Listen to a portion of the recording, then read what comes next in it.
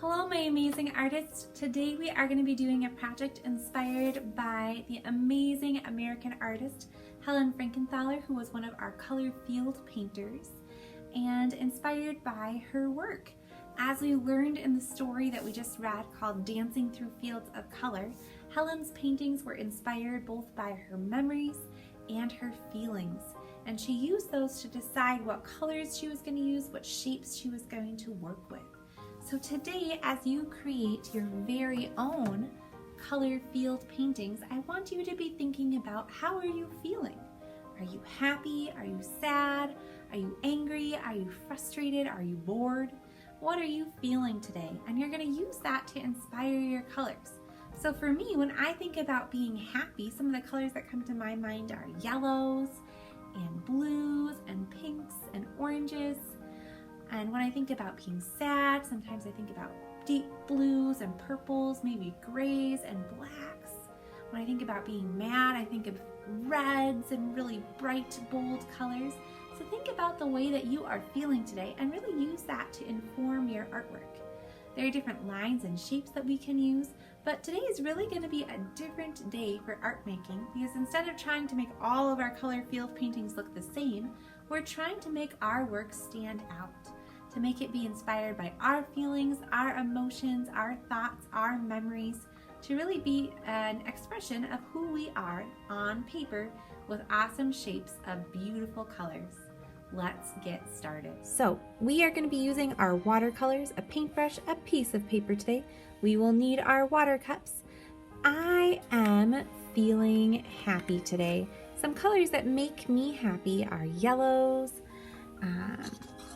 blues, greens, purples, just a whole bunch of fun natural colors. So I'm going to start by adding a drop of water to my color. I'm not going to add actually a couple drops of water. I'm going to get my brush all full of paint by gently rubbing it against my paint, and then I'm going to start to make some lines on my paper with my paintbrush, dancing around on its tiptoes like the wonderful paintbrush ballerina it is.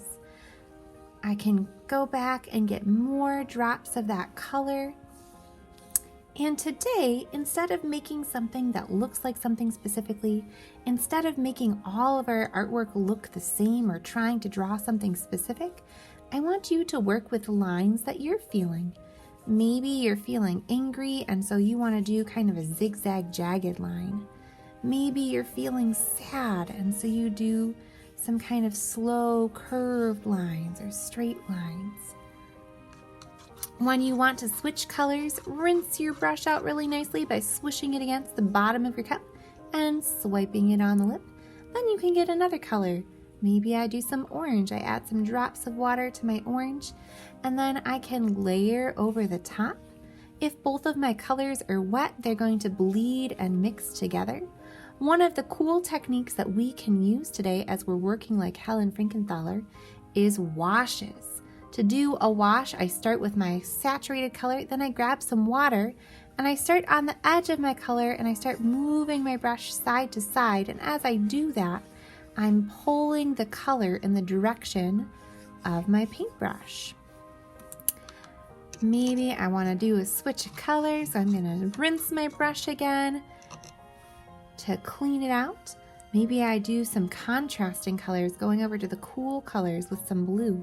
Now remember, when wet on wet colors are together, they are going to mix, they're going to bleed together. So if you don't want that to happen, if you don't want your colors to mix too much, you might want to wait for them to dry so you don't have colors mixing in ways that you don't want them to. But this is going to be a kind of fun process. It's going to be a free process. We're going to get creative. Maybe you take your paintbrush on a walk and make some cool, different swirly lines depending on how you are feeling today. Remember to rinse your brush out in between switching colors. Maybe I do some purple. Again, I can use that wash technique, so I get a bunch of color at the bottom of my paper.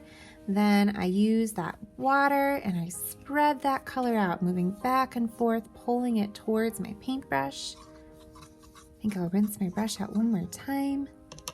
Maybe I get some green. I've been working with big shapes. Maybe this time I do some smaller shapes. Maybe I play with just getting a bunch of paint in my brush and letting some drops fall, and I play with those shapes.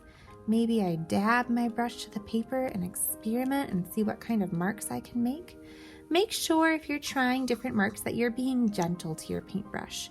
You want to make sure that we're taking good care of your paintbrush friend so that it stays nice for a long time.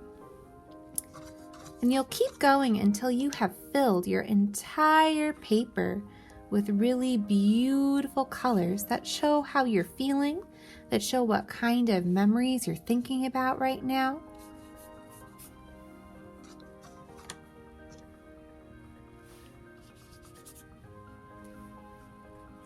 Another fun thing about watercolors, the more paint you have in your brush, the more opaque and bright and saturated those colors are going to be. The more water you have in your brush, the more transparent those colors are going to be. So think about that as you're working to create these cool paintings today. Make sure you're rinsing out that brush. When we're all done, when we have filled our paper with all of the beautiful lines and shapes of color that we want to do today, we are going to, as always, put our wonderful picture on Seesaw. So make sure that you're taking a picture of your beautiful artwork when it's all done. Make sure that you are being an artist who is responsible for your workspace. So make sure that you're rinsing your brush out really well, that you're setting your brush and your paint and your painting in a place where they can dry, and that you're wiping your table surface that you were working on clean. That's a big part of how we can be a responsible artist. I cannot wait to see the awesome color field paintings that you create.